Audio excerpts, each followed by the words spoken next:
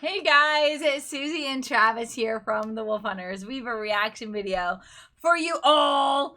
This link that's here below me is in the description box, and when you click it, you can choose what we react to. It could be music video, a musical performance.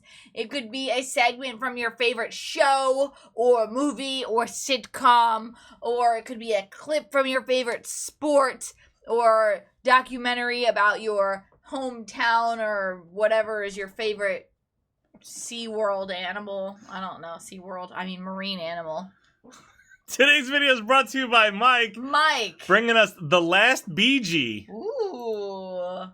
Ooh. This is The Last BeeGee. Like the Bee Gees. Barry Gibb's emotional first interview following Robin's death. Because they're brothers, News. Right? Alright, anyways. Mike says this. Hi, Susie and Travis. I think you'll enjoy this bit of Bee Gees history. Ooh, An emotional interview with Barry Gibb after the death of Robin in 2012. His last surviving brother. You're right. Good job. Morris, Robin's twin, died 10 years earlier. Wow. And Andy, the youngest, died in the late 1980s, 1988. That is rough. Oh, my goodness. I saw this like Instagram reel that was like one of your siblings will not go to any funerals, one of them will go to all of them, one of them will, and it was like, why is this in my feed? It was so sad. To think about how one of your siblings will be the person who has to go to all of your funerals. It's really sad. It's tough. Yeah, especially when you've done so much together. Yeah. Hey, is this the Jive Talking Bridge? Yes, I suppose this is it.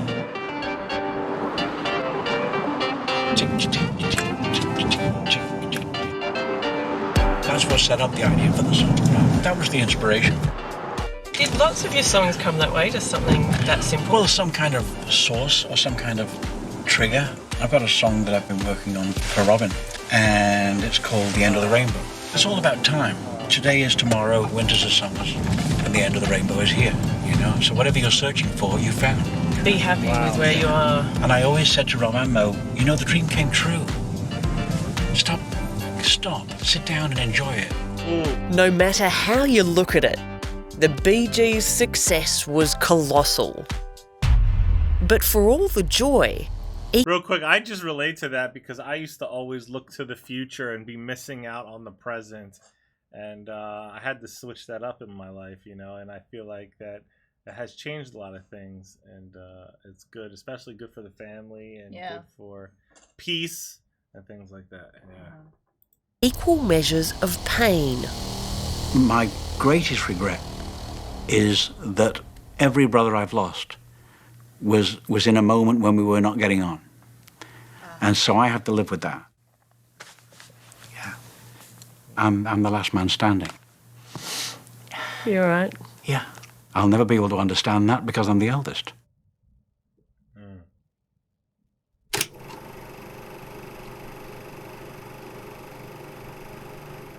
I want to take you back because I think people don't realise that you weren't born with silver spoons in your mouth. No. You really were pretty poor. Well, that's the right word. We were from Manchester and we had no fear. Looking for a better life, the Gibb family became 10-pound poms, settling in Redcliffe, north of Brisbane, in 1958. I think growing up in Australia, there is nothing like it. And that's my country. That's where my heart is. That's where my heart is. You guys knew you wanted to be stars. They're all so cute. We wanted to be famous more than anything. You're dealing with the older brother and two twins who were very close, although they weren't alike, It almost felt like you were triplets. Isn't that wild? Well, Morris's stock joke was that we're actually triplets and Barry's deformed. So it was always funny, And that's how we always looked at each other. There was nothing serious about anything we were doing, and we never stopped laughing. We used to have tin cans. It's wild that you can raise human beings, children, and you raise them the same way and they turn out to be two completely different people, different personalities, different passions, and this and that. It's so wild. It's on brushes, you know, on Mum's sweeping brush, and pretend that was a microphone, you know. And that's how it started. Explain to me why you guys had to leave Australia. Ambition. In London, they were picked up by the management team behind the Beatles. Legendary promoter Robert Stigwood launched their first single, anonymously. And Robert put it out in America for radio, but he didn't tell anybody who it was. Wow. And I think the trick for him was to make everyone think it was the Beatles. Is it true that the song Massachusetts, not only could you not spell it, but you'd never been there? No, we did go there, though. Afterwards? It was about flower power because, you know, everyone went through that phrase. Massachusetts was our way of saying flower power is an era of itself, in itself, and it will pass. And you better go home. And the lights all went out in Massachusetts. And Massachusetts is one place I have seen. I think your dad said to you to always smile on stage when you were young. Oh, he was standing at the back of the audience here. Tell Robin.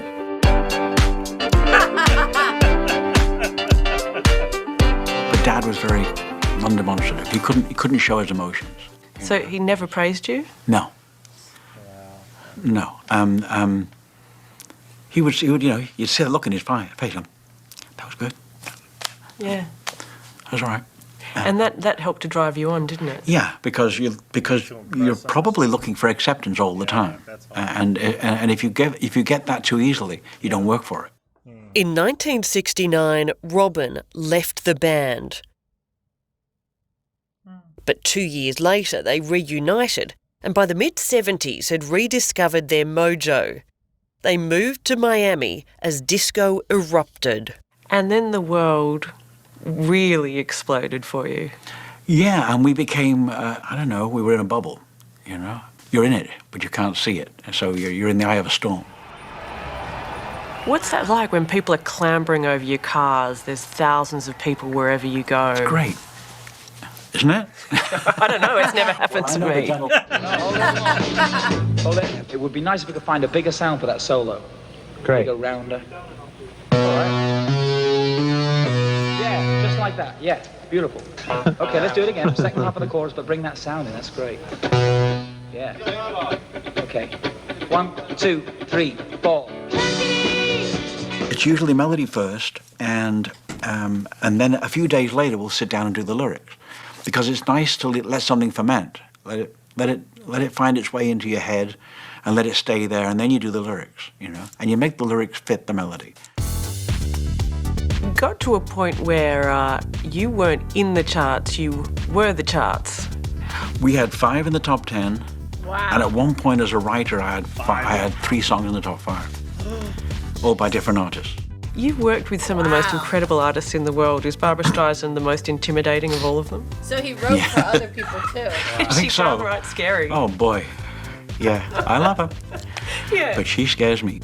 Why is she scary? Does she yell at you or something? No, she's angry. She gets angry. She's happy and angry and happy and angry. And... You, of course, had the falsetto. Yeah. Tell me about discovering that falsetto. Well, it's a long story. How do you do it? How do you... That was great. I mean, how... Well, you change. You just go from that to that. Did you... And you start singing. That scream led me to doing whole songs like that. So, and then everyone got carried away because it worked so well that Robin would say, "Oh no, sing this song, because we're having smash it, we're having hit records, you know. We're 6 number 1s in a row with that sound." Robin wanted success more than anything, and that's what made Robin tick. You have said that you never want to feel success because then you'll stop trying. Yeah. Is that why you think you've been able to keep your humility? Because... Stay on the ground. Yeah. Don't believe any of it, because everything passes no matter what, you know. And what have we witnessed in the past 10 years? How everything really does pass. Wow. On a drive to Miami Beach, Barry is thinking a lot about the old days, about his good friend Michael Jackson. I had a great relationship with Michael. You know, we had some amazing moments. He would always say, you know, things like, you know, watch out, Barry. Barry, they want your music. They're trying to get my music. It's all right, Michael. What do you think your greatest achievement is? My family, my children, my grandchildren. You know, because that's real. Hello. Well, g'day. G'day, mate. I'm Ronnie. How are you? Lovely Nice to meet you. Hello, sir. Where'd you get the hat? Playing game. So I told you. You put up with this. Wait, what did he say about his family and that's real? She said, "What's your greatest accomplishment?" He said, "My family, my kids, my." What was that thing you were telling me the other day about careers and? Yeah, there was just another Instagram reel where the speaker was saying, at someone's funeral, they very rarely talk about someone's accolades, and they mostly talk about character, other virtues. How they were as a parent, how they were as a son or daughter, or as a person, and very rarely, although we did talk about how the other day, for whatever reason, music particularly is an accolade that people will talk about during someone's passing, but at a funeral, most of the time, what someone talks about is who you were as a person and how you loved, and to focus on that. This man for 45 years. I have indeed. How do you manage to have one of the longest marriages in show business? We don't really know, actually. We don't really know. I guess we keep laughing. We're winging it. As close as Barry is to his wife Linda, the relationship with his brothers was a deep and unbreakable bond. Nobody really ever knew what the three of us felt or what the three of us thought about each other. Only the three of us knew. It was such a unifying thing. The three of us became like one person. We all had the same dream, and that's what I remember more than anything else. And that's what I miss more than anything else. They just carry themselves differently. Robin died 4 months ago. Morris, or Mo as Barry calls him, died in 2003. Andy, who was 12 years younger than Barry and a successful solo artist, died in 1988. What happened with Andy was always abstract. The medical story is that his heart was very bad, but he had lived a lifestyle that, very few of us in the family even knew about. So what would you call it? The LA lifestyle. Yeah. You don't have to look too far. Yeah. Why do you think that happened to Andy when the three of you, to a large extent, avoided that depth of? We never avoided it. We all fell over at certain points. It has been a bloody tough year for you.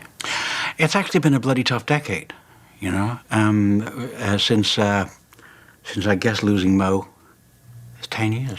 We lost Mo in 48 hours, from being perfectly, spirited, normal guy, as wacky as he always was, to suddenly becoming gravely ill, and we just lost him. The situation with Rob was different because I always felt something was wrong with Rob. And if something's really wrong with you, you don't want everyone to know. So Robin didn't even tell you until... No. Late in the piece. Even now, those closest to him will say it was something else. There's a lot of not wanting to say what it is, Cancer is cancer, Barry, Gibb, and your young brothers. Now, come on, who are you? Which is which? You're twins, eh? I'm Robin. Robin? Morris. And Morris.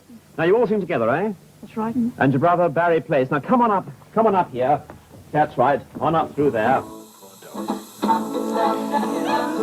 You can't watch it? My mom was a twin, and her twin passed. And it was really quick. Like, he got diagnosed with an illness and very quickly passed.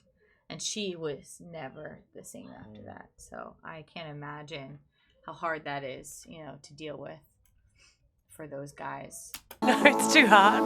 Too hard. Is it because it makes you sad or because... No, it just makes me emotional. Yeah. How special they were. Yeah. You all right? Yeah.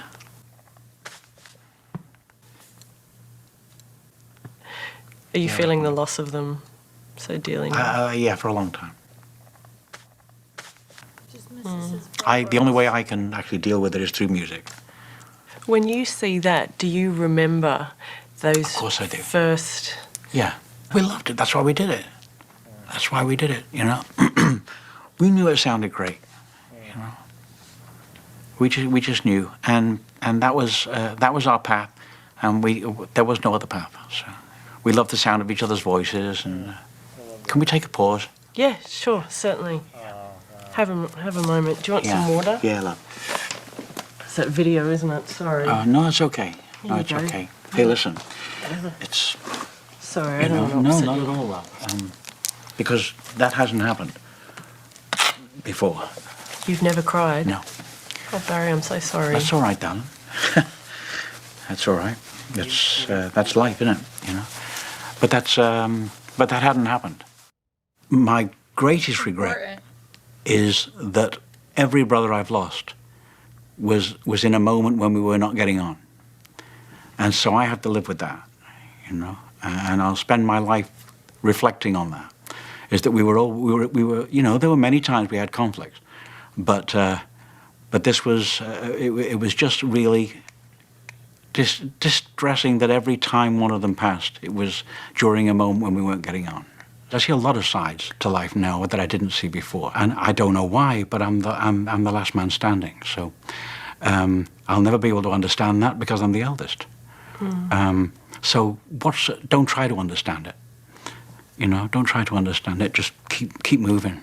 That's Scarborough. That's the house. Barry is returning to tour Australia in February. He'll be sharing his music, home movies and stories, including his colourful childhood in Redcliffe. Right about here, the three of us stood together and decided that we would never break the law again. Really? Joining him in Miami is the Mayor of Moreton Bay region, Alan Sutherland. And my speech to them was, we're either going to end up as criminals or we're going to end up being famous. We have to decide now. Well, that's a changing moment on the Redcliffe jetty for the Bee Gees. It certainly was. And I remember having a penknife that I just nicked from Woolworths, and I threw it in the water. Really? And I never stole another thing in my life. Next year, in Redcliffe, a walkway will be named in honour of the Bee Gees. What are you doing? A model of what's going to be a lot larger. There'll also be a life-sized statue. This must be a bit overwhelming. The whole day has been a little overwhelming for me. Today was the first time I'd actually accepted the fact that all my brothers are gone. And that was tough. But I have to thank you for that, because that hasn't happened. That hadn't happened until today.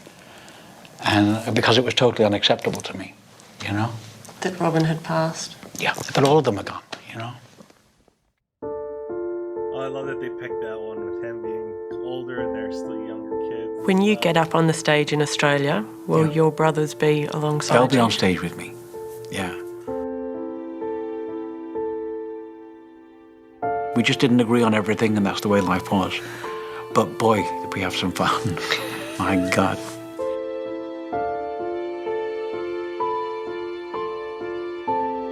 From here on, I got the memories, and I've been able to unload a lot of those emotions today.